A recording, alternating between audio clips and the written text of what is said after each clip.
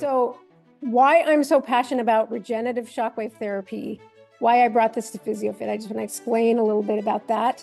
So I am in a business group where I have several people that, basically the latest and greatest information. And I had several of my colleagues in that group that were raving about how they've gotten such great results with patients with this technology. And so I wanted to learn more about it.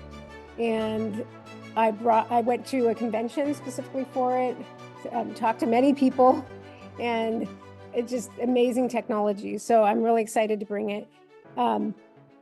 So it helps to bring hope to people that are struggling with chronic pain from soft tissue, joint, or bone damage, and people who specifically feel stuck without effective solutions. So a lot of times people run into when they've had something for a while, they've tried many things and nothing works, or nothing works to the best that they want to. And this is part of what this is going to help with. So it provides a breakthrough for patients that have tried many things, and it's honoring the natural approach that people really want, that we hear people saying that they prefer over invasive procedures.